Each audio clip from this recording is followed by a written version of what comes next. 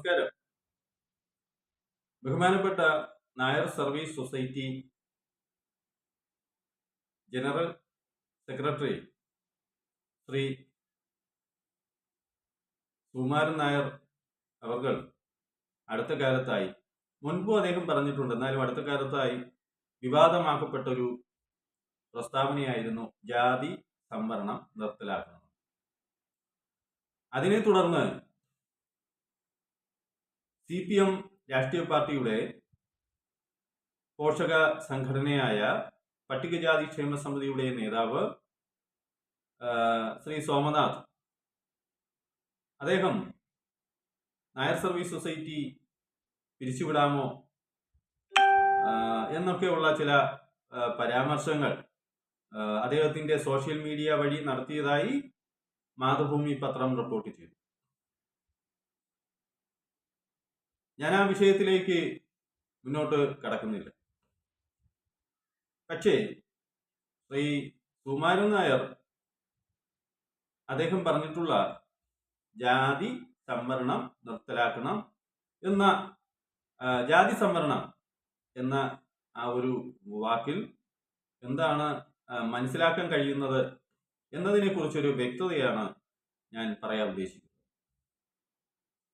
ജാതി സംവരണം നിർത്തലാക്കണം, സാമൂഹ്യപരമായും സാമ്പത്തികപരമായും പിന്നാക്കം നിൽക്കുന്ന ജനവിഭാഗത്തിന് ജാതി പരിഗണന കൂടാതെ, വിവേചനം കൂടാതെ സംവരണം അനുവദിക്കണമെന്ന് NSSന്റെ തന്നെ മുൻ പ്രസ്താവനകളിൽ കാണുവാൻ കഴിയും. മുൻകാലങ്ങളെ ഉപരി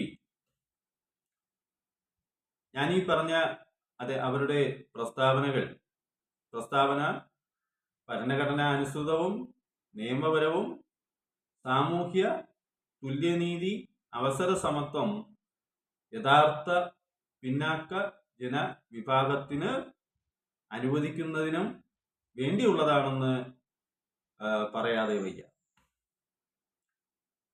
100% തന്നെ സ്വാഗതാർഹമാണ് NSSന്റെ പ്രസ്തുത പ്രസ്താവന.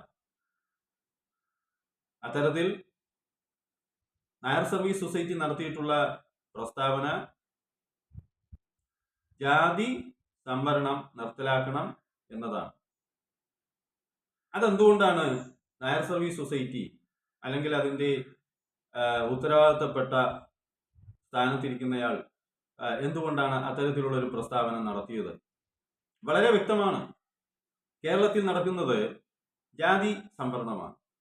അതായത് ഏതെങ്കിലും ഒരു പ്രത്യേക ജാതിക്ക് മാത്രമായി കേരളത്തിന്റെ സമ്പത്തുകൾ മാറ്റിവെക്കുക, ആനുകൂല്യങ്ങൾ മാറ്റിവെക്കുക, സർക്കാർ ഉദ്യോഗങ്ങൾ മാറ്റിവെക്കുക. സർക്കാർ ഉദ്യോഗങ്ങൾ എന്ന് പറയുമ്പോൾ പ്രധാനമായും സർക്കാർ PSC വഴി നടത്തുന്ന ഉദ്യോഗങ്ങൾ, കോടതിയിലെ അധികാര സ്ഥാനങ്ങൾ, അതുപോലെ പ്രധാനമായും നമ്മുടെ യൂണിവേഴ്സിറ്റികൾ, പൊതുമേഖലാ സ്ഥാപനങ്ങൾ, കമ്മീഷനുകൾ, ഇങ്ങനെ വളരെ വിശാലമായിട്ടുള്ള അധികാര സ്ഥാനങ്ങളിലാണ് നിയമനങ്ങൾ നടത്തുന്നത്. ഇത്തരത്തിൽ നടത്തുന്ന നിയമനങ്ങൾ ഒരു പ്രത്യേക അല്ലെങ്കിൽ ഏതെങ്കിലും പ്രത്യേക ചില ജാതികൾക്ക് മാത്രമായി നീക്കിവെക്കുകയും അവർക്ക് മാത്രമാണ് സാമൂഹ്യ പിന്നാക്കാവസ്ഥ ഉണ്ടെന്ന് പറയുകയും ഒക്കെ ചെയ്യുന്നത്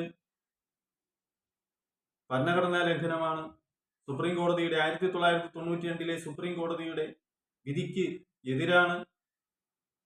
സാമൂഹ്യ തുല്യനീതി, അവസര സമത്വം മറ്റൊരു വിഭാഗത്തിന് നിഷേധിക്കുന്നതാണ്. ഇത്തരത്തിലുള്ള നടപടികളാണ് കേരള സർക്കാർ തുടർന്നു വരുന്നത്. സകല ജനവിഭാഗത്തിലെയും സാമൂഹ്യമായി, സാമ്പത്തികമായി,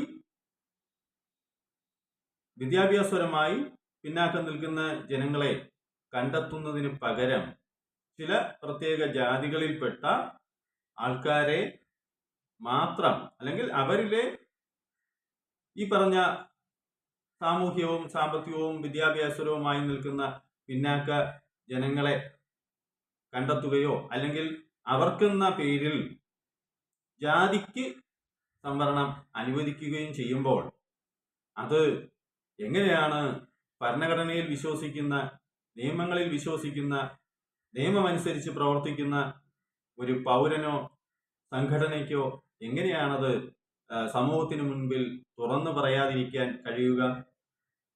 സാമൂഹ്യ ബോധമുള്ള ഏതൊരു വ്യക്തിയും പ്രസ്ഥാനവും, പ്രതികരണശേഷിയുള്ള ഏതൊരു വ്യക്തിയും പ്രസ്ഥാനവും അത് പ്രതികരിക്കാതിരിക്കുകയും തുറന്നു പറയാതിരിക്കുകയും കഴിയാൻ സാധ്യമല്ല. അതാണ് നായർ സർവീസ് സൊസൈറ്റിയുടെ സെക്രട്ടറി അദ്ദേഹം പറഞ്ഞിട്ടുള്ളത്.